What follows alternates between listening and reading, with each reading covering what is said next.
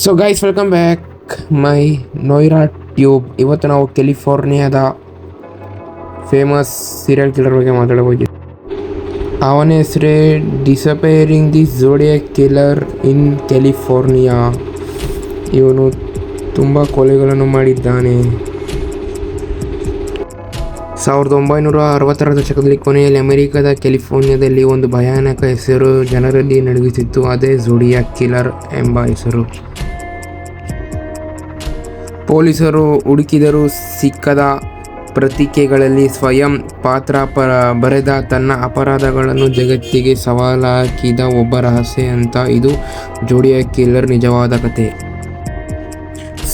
1968ರ December ತಿಂಗಳಲ್ಲಿ ಒಂದು ಯುವ ಜೋಡಿ ಕಾರಿನಲ್ಲಿ ಶಾಂತವಾಗಿ ಸಮಯ ಕಳೆಯುತ್ತಿತ್ತು. ಆ ಸಮಯದಲ್ಲಿ ಏಕಾಏಕಿ ಒಂದು ಅಪರಿಚಿತ ವ್ಯಕ್ತಿ ಕಾರಿನ ಬಳಿ ಬರುತ್ತಾನೆ. ಕೆಲವೇ ಕ್ಷಣಗಳಲ್ಲಿ ಗುಂಡಿನ ಸದ್ದು ಕೇಳಿಸುತ್ತದೆ. ಆ ದಾಳಿಯಲ್ಲಿ ಇಬ್ಬರು ಗಂಭೀರವಾಗಿ ಗಾಯಗೊಂಡಿದ್ದಾರೆ. ಪೊಲೀಸ್ ಇದನ್ನು ಸಾಮಾನ್ಯ ಕೊಲೆ ಎಂದು ಭಾವಿಸಿದರು, ಆದರೆ ಇದು ಇನ್ನಷ್ಟೇ ಆರಂಭವಾಗಿತ್ತು. ಕೆಲವು ವಾರಗಳ ನಂತರ ಸ್ಥಳೀಯ ಪತ್ರಿಕೆಗಳ ವಿಚಿತ್ರ ಪತ್ರಗಳು ಬರಲು ಆರಂಭವಾಗಿತ್ತು. ಆ ಪತ್ರಗಳಲ್ಲಿ ಬರೆಯಲಾಗಿತ್ತು, ಈ ಕೊಲೆ ನಾನೇ ಮಾಡಿದ್ದೇನೆ. ಆ ವ್ಯಕ್ತಿ ತನ್ನನ್ನು ಝೋಡಿಯಾಕ್ ಎಂದು ಕರೆದುಕೊಂಡನು. ಪತ್ರಗಳ ಜೊತೆ ರಹಸ್ಯ ಕೋಡ್ಗಳನ್ನು ಕಳಿಸಿದ್ದನು. ಪೊಲೀಸರು ಮತ್ತು ಗುಪ್ತಚರರು ಆ ಕೋಡ್ಗಳನ್ನು ಅರ್ಥಮಾಡಿಕೊಳ್ಳಲು ಪ್ರಯತ್ನಿಸುತ್ತಿದ್ದರು. ಆದರೆ ಹಂತಕ ಯಾವತ್ತೂ ಪೊಲೀಸರಿಗಿಂತ ಒಂದು ಹೆಜ್ಜೆ ಮುಂದೆ ಇದ್ದನು. ನಗರದೆಲ್ಲೆಡೆ ಭಯ ಹರಡಿತು. ಜನರು ರಾತ್ರಿ ಹೊರಗೆ ಹೋಗಲು ಹೆದರುತ್ತಿದ್ದರು. ಪತ್ರಿಕೆಗಳಲ್ಲಿ ಪ್ರತಿದಿನ ಝೋಡಿಯಾಕ್ ಸುದ್ದಿ, ಮುಖ್ಯವಾಗಿ ಒಮ್ಮೆ ಟಿವಿ ಕಾರ್ಯಕ್ರಮಕ್ಕೆ ಕರೆ ಮಾಡಿ ನಾನೇ ಝೋಡಿಯಾಕ್ ಕಿಲ್ಲರ್ ಎಂದನು. ಸಾವಿರಾರು ಜನಗಳನ್ನು ವಿಚಾರಿಸಲಾಯಿತು. ಹಲವಾರು ಅನುಮಾನಿತ ಪೊಲೀಸರು ಪರಿಶೀಲಿಸಿದರು. ಅವರಲ್ಲಿ ಮುಖ್ಯ ಹೆಸರು ಆರ್ಥರ್ ಲೋಗಿನ್ ಅಲೆನ್ ಅಂತ.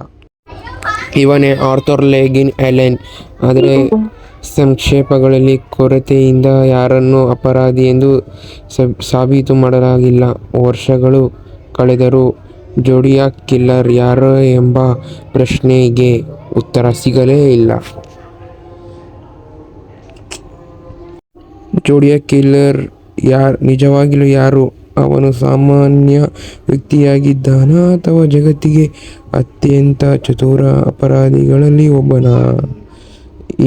ಇಂದಿಗೂ ಈ ಪ್ರಕರಣ ವಿಶ್ವಾದ್ಯಂತ ದೊಡ್ಡ ಅನ್ಸಾಲ್ವ್ಡ್ ಮಿಸ್ಟರಿಗಳಲ್ಲಿ ಒಂದಾಗಿದೆ ಮತ್ತು ಝೋಡಿಯಾಕ್ ಕಿಲ್ಲರ್ ರಹಸ್ಯ ಇನ್ನೂ ಜೀವಂತವಾಗಿದೆ.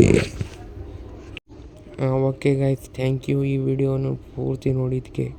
ಎಲ್ಲರಿಗೂ ಧನ್ಯವಾದಗಳು. ಈ ವಿಡಿಯೋ ಇಷ್ಟ ಆಯಿತು ಅಂದರೆ ಕಮೆಂಟ್ ಮಾಡಿ, ಒಂದು ಲೈಕ್ ಮಾಡಿ, ಹಾಗೆ ಶೇರ್ ಮಾಡಿ, ಆಮೇಲೆ ಸಬ್ಸ್ಕ್ರೈಬ್ ಮಾಡ್ಕೊಳ್ಳಿ. ಇಂಥ ವಿಡಿಯೋಗಳನ್ನು ನೋಡಲು ನಮ್ಮ ಚಾನಲ್ನ ಸಬ್ಸ್ಕ್ರೈಬ್ ಮಾಡ್ಕೊಳ್ಳಿ ಗೈಸ್. ಓಕೆ, ಬಾಯ್.